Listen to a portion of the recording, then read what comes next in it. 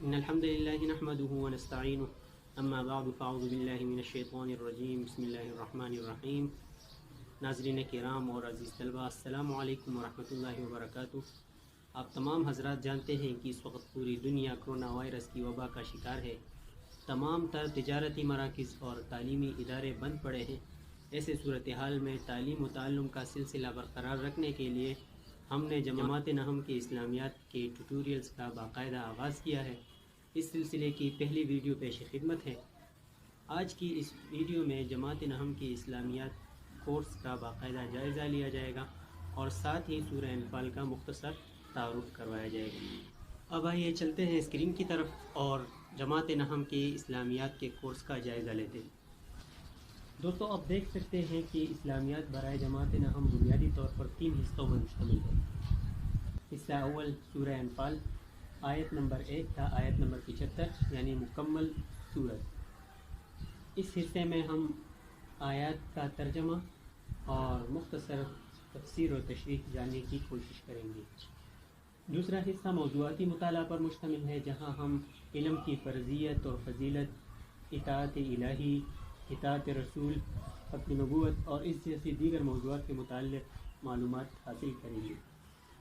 اور تیسرا حصہ احادیث نبویہ پر مشتمل ہے، جہاں ہم 10 مختصر سی احادیث کا ترجمہ اور تشریح جاننے کی کوشش کریں گے. دوستو، یہ تھا کورس کا جائزہ. اب چلتے ہیں سورہ انفال کے مختصر تعارف کی طرف. سورہ انفال ترتیب مصحفی کے لحاظ سے قرآن کریم کی 8ویں سورت ہے، جس کا آغاز قرآن کریم کے 9ویں پارے میں ہوتا ہے.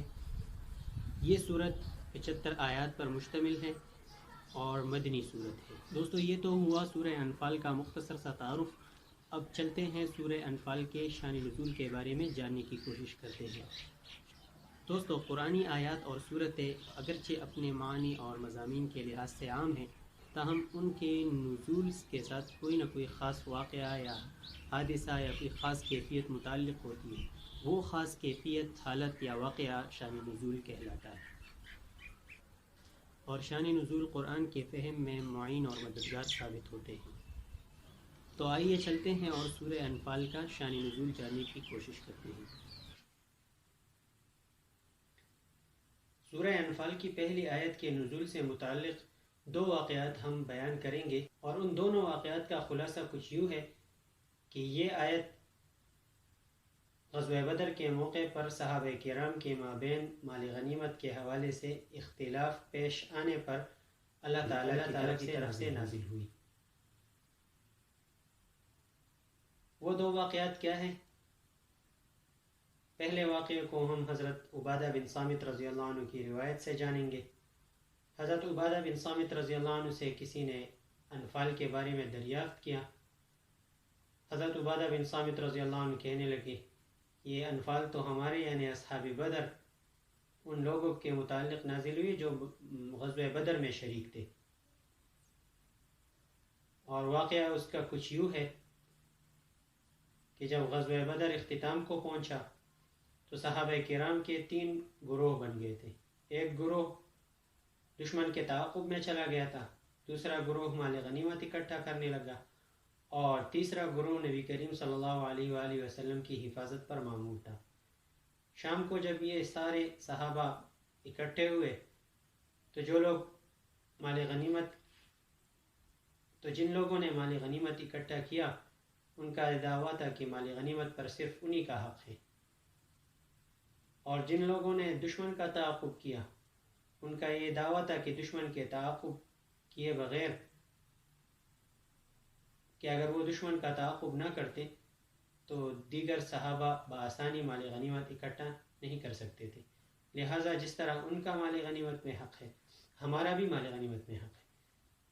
تیسرا گروہ جو نبی کریم صلی اللہ علیہ وآلہ وسلم کی حفاظت پر مامور تھا، ان کا دعویٰ یہ تھا کہ نبی کریم صلی اللہ علیہ وآلہ وسلم امیر جہاد ہیں، لشکر کے امیر ہیں، بڑے ہیں، سردار ہیں، اور اگر سردار کی حفاظت نہ ہوتی تو جنگ نہیں جیتی جا سکتی.